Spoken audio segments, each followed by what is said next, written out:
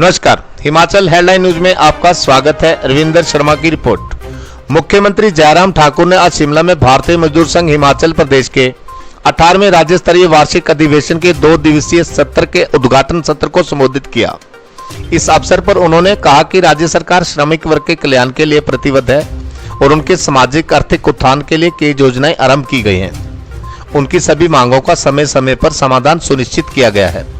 मुख्यमंत्री ने कहा कि 23 जुलाई 1955 को अपनी स्थापना के बाद से भारतीय मजदूर संघ ने श्रमिकों के कल्याण और उनके अधिकारों के लिए सराहनीय प्रयास किए हैं। उन्होंने कहा कि बीएमएस ने हमेशा कांग्रेस और वामपंथी सरकारों की मजदूर विरोधी नीतियों का विरोध किया है।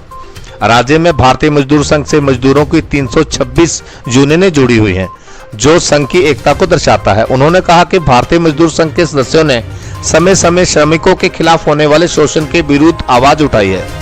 जयराम ठाकुर ने कहा कि आशा कार्यकर्ताओं की एक्टिव केस फाइंडिंग अभियान को सफल बनाने में महत्वपूर्ण भूमिका रही।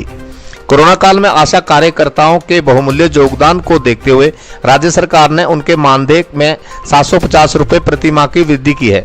उन्होंने कहा कि महामारी के दौरान आशा कार्यकर्ताओं के लिए उचित सभी वित्तीय लाभ शीघ्र जारी किए जाएंगे। जो दिहाड़ीदार हैं हमारे, उनको अप्रैल 2021 से 275 रुपए से बढ़ा करके 300 रुपए कर दिया और इसकी हमारी नोटिफिकेशन भी जारी हो गई और 300 रुपए प्रतिदिन का उनको जो है वो मजदूरी का जो वो मिले, उस दृष्टि से एक मैं समझता हूँ कि बहुत अच्छी एक पहल हुई है। अगर पूरे इसको हम जोड़े तो पिछले 3.5 वर्ष के इस कार्यकाल में 3 जो बजट हमने हिमाचल प्रदेश सरकार की ओर से जो प्रस्तुत किए हैं, उसमें मजदूरों के लिए और मजदूरों के साथ साथ में जो आउटसोर्स कर्मचारी हैं को न्यूनतम स्तर पर जो प्रतिमाह मिलने वाली राशि में जो इंक्रीज हुई है, वो लगभग 2700 रुपए जो है एक व्यक्ति को जो है वो इसमें लाभ हुआ है। पिछले 3 वर्ष के कार्यकाल में जो 3 वर्ष के हमने बजट प्रस्तुत किया हिमाचल प्रदेश। अगर महंगाई बढ़ी है तो हमने उस बात को सुनिश्चित किया है कि मजदूरों की दिहाड़ी भी बढ़े, मजदूरों का मानदेय भी बढ़े, ताकि उनको उस कठिनाई के दौर में से गुजरना न पड़े। उस दृष्टि से हमने प्रस्तुत किया है। चाहे आंगनबाड़ी वर्कर्स की बात है, चाहे आंगनबाड़ी वर्कर के साथ चाहे मिड डे मील की बात है, चाहे वो आंगनबाड़ी सहायिकाओं की बात है। आंगनबाड़ी वर्कर का भी हमने पैसा थोड़ा बढ़ाया, 500 रुपये उनका बढ़ाया, 300 रुपये हमने आंगनबाड़ी सहायिकाओं का बढ़ाया।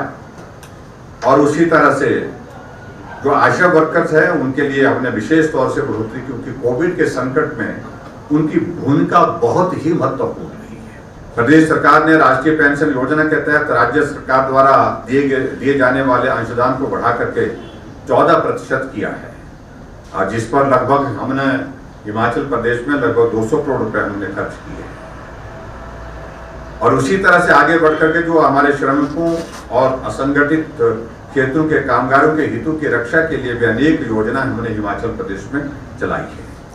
और इस कोविड के दौर में आप सब लोगों का भी बहुत बड़ा सहयोग रहा। आप लोग ने कोविड में भी मजदूरों के हितों के लिए जो संभव किया जा सकता था, जहां जिस रूप में कोई भी कोविड के कारण संक्रमित हुए, कोई भी कोविड के कारण प्रभावित जो लोग हुए हैं, जो मजदूरों के खास तौर से, उसमें भी हमने देखा कि अपने वैचारिक दृष्टि से मजदूर संघ भी सक्रिय भूमिका निभाते हुए उनकी मदद करने के लिए आगे आया।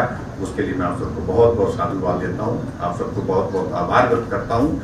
और आने वाले समय में भी मेरा आप सबसे यही है कि ये दौर कोविड का भी समाप्त नहीं हुआ है और सावधानियां बरतने की जरूरत है।